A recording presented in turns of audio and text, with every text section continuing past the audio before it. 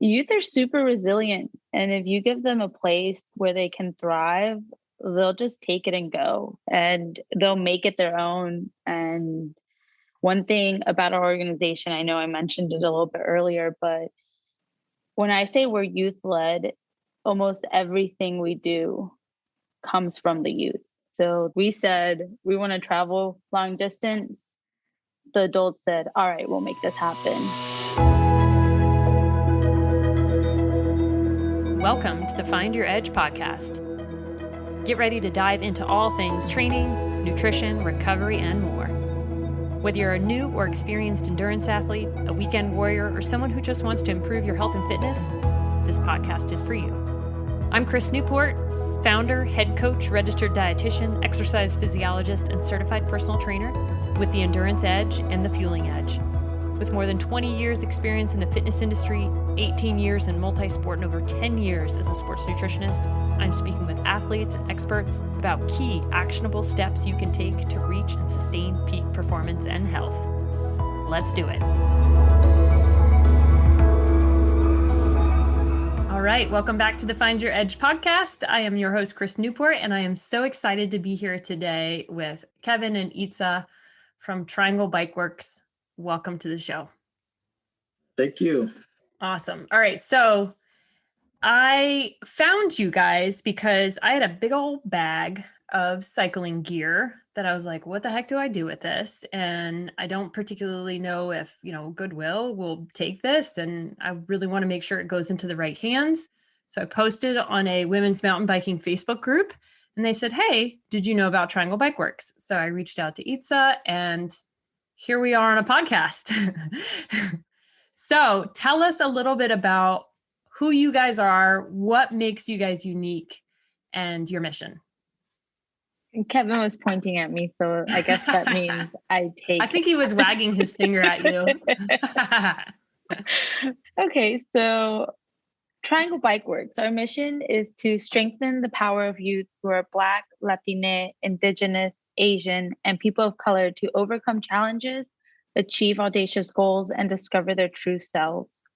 So this really just encompasses really how we got started, which came about with Kevin.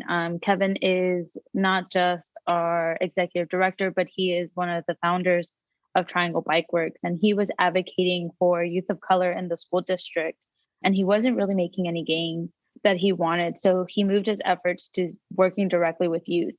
And why cycling really is the next thing is, well, he was a part-time cyclist. He had aspirations to be a bike commuter from work, and he knew the benefits of cycling and the endless possibilities that come with it. So he started with 7 youth and did a pilot program, 60 miles, and said, here are some really heavy mountain bikes. Let's go see if you can do 60 miles. And I was one of them, and we did. We were in pain, but we loved it so much that after the week we got back, we said, can we do more? What's next? And we were presented with the idea of doing a longer trip. And one of the maps was an Underground Railroad map that started in Mobile, Alabama, and went all the way into Canada. And we said, from Mobile, Alabama to Niagara Falls is 1,800 miles. We divide that by 60, we can do this in 30 days. So that's where we started the idea of doing a program where we uncover history, we talk about the environment, and we just travel and explore the world. Hang on. You rode across the country. Yes. Literally. Yes. In 30 days. In 30 days. And so I guess just to give listeners some context. So I went on a bike tour for my honeymoon. People pumped my tires for me. We had lunch waiting for us. We slept in a bed and breakfast. So I kind of have a feeling that this was not so much like that. So how did you guys make that all work? Oh, that is nothing like that. We even had a partner that thought it was like that. And he's like, no. Now, this is bare bones. We're a nonprofit, so we try to spend our money wisely. And so Think of it as a lunch while riding your bike. So we have peanut butter and jelly sandwiches, tuna, yogurt, and granola for breakfast, and we camp 90% of the time. We only hit hotels if it's inclement weather. That's impressive. So living on PB&Js and camping out, and you guys made it in a month across the country. I am very impressed. So I think what you had already touched on a little bit was what makes you guys unique is uncovering not only are you doing this for exercise and joy and fun, but it sounds like a bit of a leadership development and community and teamwork, but also this like layer of history. So tell us about that. That to me is just fascinating. Yeah, so we do focus on untold history, the environment, conservation, but this history component, it's not just learning history through book studies and meetings with historians, which we do, but it's going on these bike trips where the youth get to travel through the historical places and really learning about it in a firsthand type of way and learning about history that is told by perspective of people of color. So this is usually the history that gets left out. So getting this dynamic view on things we've already learned about in school, but hearing the other side of the story. So any particular examples that you can share of things that because you were a participant, right? You did this trip from Mobile to, now having said that, do you guys still do that trip, or your trips, I think your trips are shorter now, right? Yeah, so we did 3-month plus long trips. And so that was the Underground Railroad, the Path of Lewis and Clark, and the Buffalo Soldier Trails. And then a trip we called Blues, Jazz, and the Big Muddy, which was from New Orleans to St. Louis. Oh, that's so Those cool. were all month plus long tours. Since then, we do 2-week tours. And so we've condensed them. And so now we do the Cherokee Trail of Tears from Tennessee out to Tahlequah, Oklahoma. We are doing the Gullah Geechee Cultural Heritage Corridor tour this summer, which we're starting in Durham, North Carolina, making our way out to Wilmington and down to St. Augustine, Florida, learning about the Gullah Geechee culture and the environment and stopping at different national parks on the way there. So what were some of the things that stuck out to you on some of the trips you've done? Because now you're leading them, right? Yes. Yeah. So I was one of the original 7 from the original pilot ride and graduated, came back. I'm now the program manager. And I think the biggest things that have stuck out to me is just really getting this bigger picture of what things look like. So in school, you hear about the Underground Railroad, and I never understood how long this journey would take somebody. It took me 30 days on a bike. And I was traveling during the day. And while we were out there, we were really listening and hearing the stories of people who made this trip. And it could take 365 days or longer. And they're traveling on foot and they're only doing a couple miles at night. And so while during the day I'm biking, during the day they were hiding. And while it was nighttime, I was sleeping, and they were trekking through unmarked territory. So I had a nice paved road. They were going through the woods, swamps. Like it was completely different. So being out there and kind of being able to see firsthand, like if I look into that untouched forest, like that's where people were traveling. So you get more of an idea and more of a perspective of what people experienced. The other big thing that stuck to me was in 2015 when I was on the Gullah Geechee Cultural Heritage Corridor, and we stopped at this interpretation site and we were listening to this play that we got to also be a part of. And it was one of the first times that it hit me that the Atlantic slave trade was intentional, strategically planned. There was no, this just happened out of nowhere. It was something people had been planning. People specifically knew what they were looking for. And so growing up, going into my history classes, I always read and we always talked about how people were kidnapped and put on this ship and shipped over to the Americas. And I always thought it was you're at the wrong place at the wrong time. Like it had to do with luck. One of the things I learned was people knew the tribes in Africa. They knew what their skill sets were. And this became a place where people said, this tribe knows how to do this. They went to look for that tribe and they removed these people. And so it was not a unlucky situation. It was very much thought out and pre-planned. So those are some of the things that have really just impacted me and made me realize like we're not getting the full story when we are sitting in history class, and there is a lot that we can do to just broaden our understanding of the history we're taught.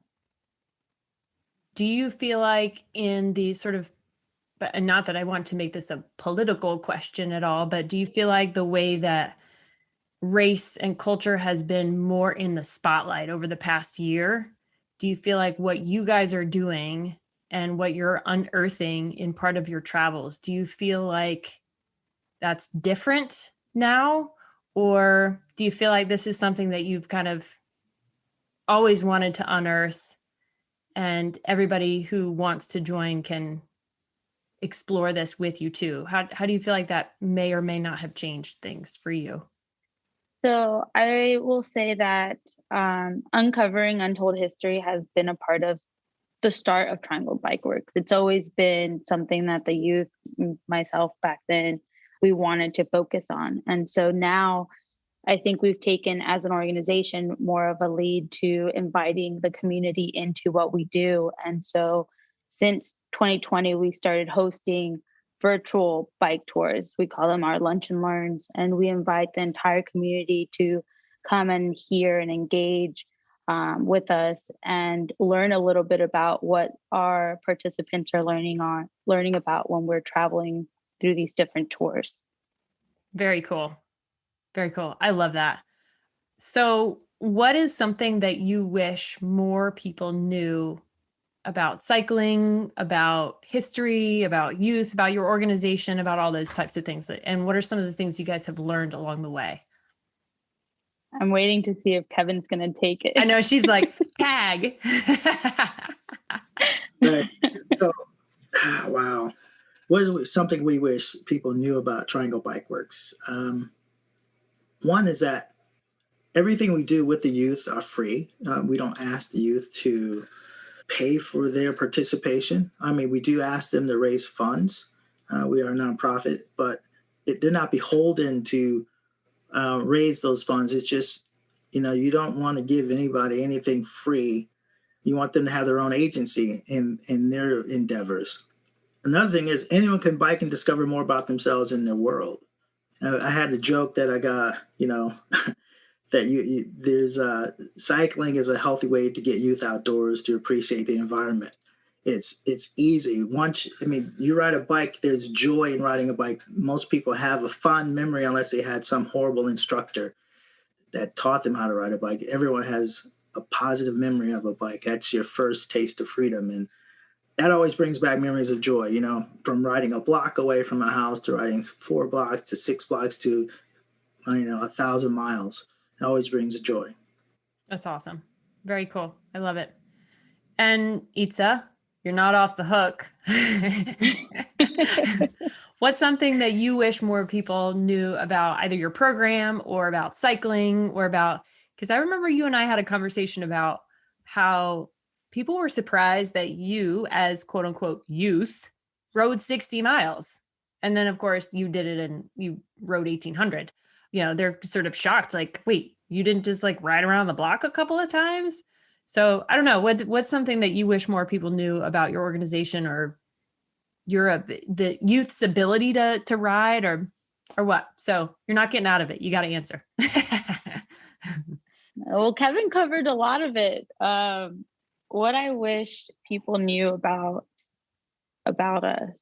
Youth are super resilient. And if you give them a place where they can thrive, they'll just take it and go and they'll make it their own. And one thing about our organization, I know I mentioned it a little bit earlier, but when I say we're youth led, almost everything we do comes from the youth. So we said we want to travel long distance.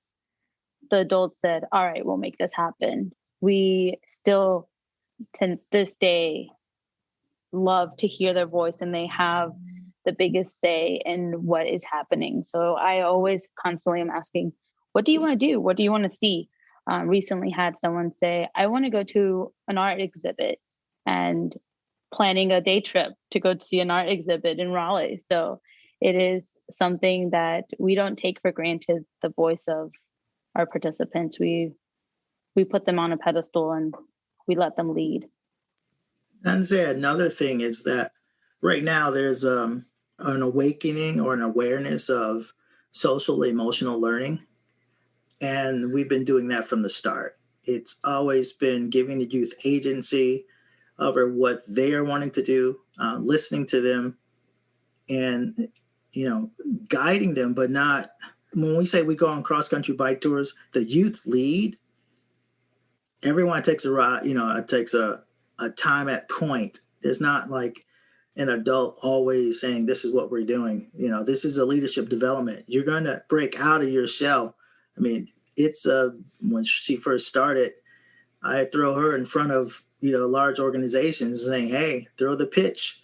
This is what we got to do. And I can't be there because I'm somewhere else. And her sister or anyone else in the organization, they had to step up and get over that fear factor of speaking in large groups. And that's how they grow. Everyone grows by doing something that stretches their boundaries a bit. And I have one last thing.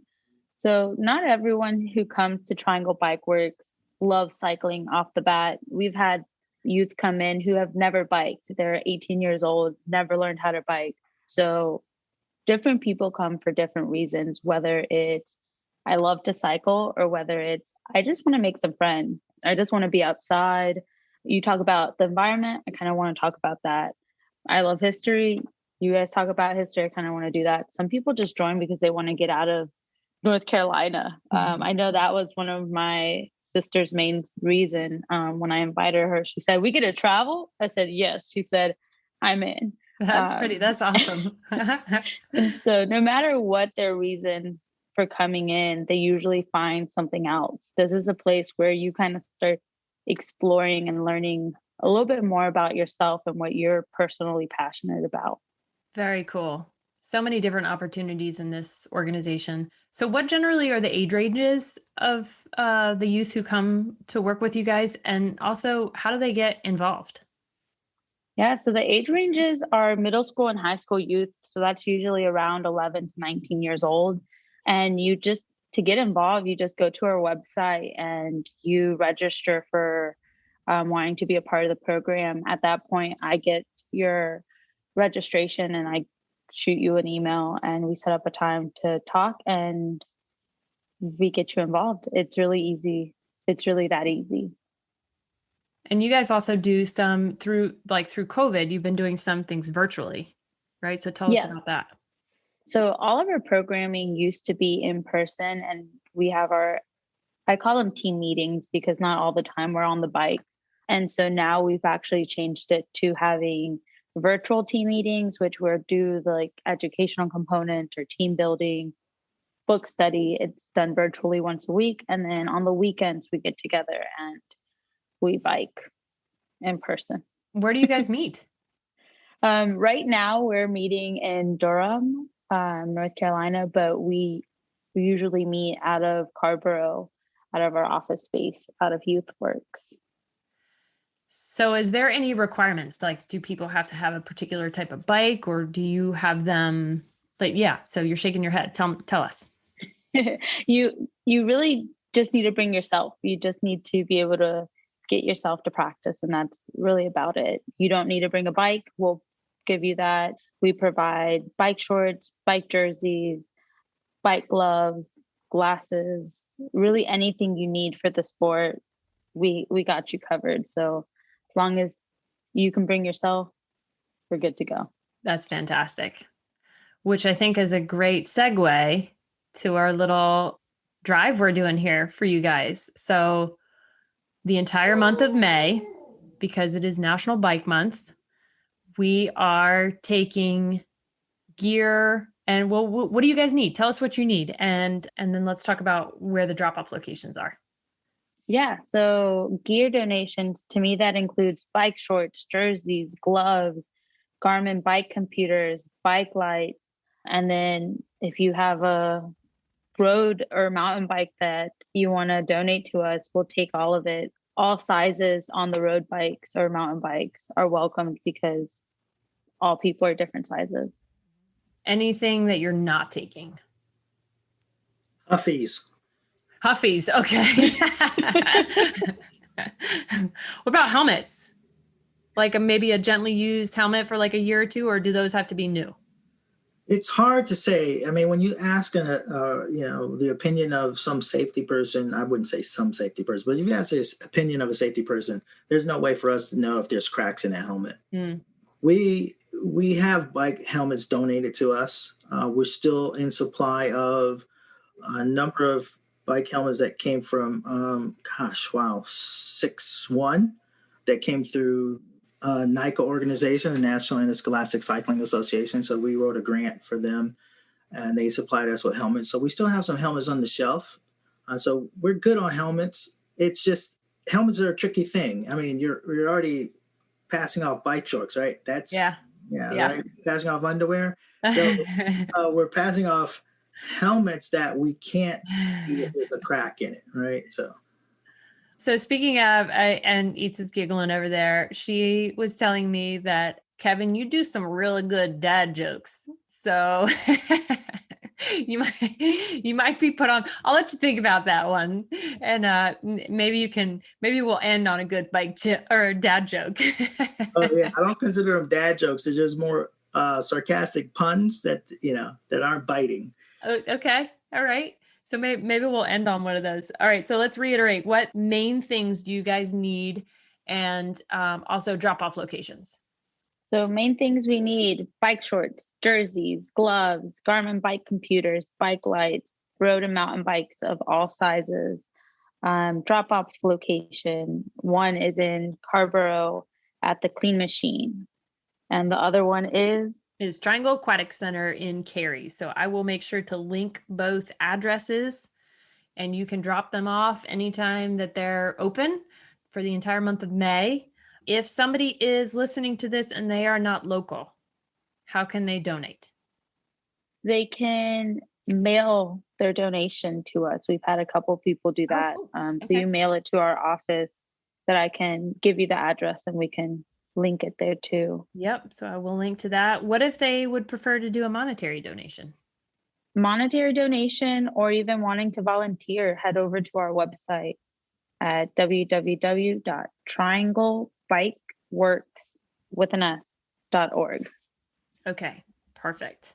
So we'll make sure to link to that. And we're also doing a little promo. So as the owner of the Fueling Edge, which is a healthy meal service in the Triangle, North Carolina area, we have been searching for a good fit for an organization with which we can partner with and do some donations.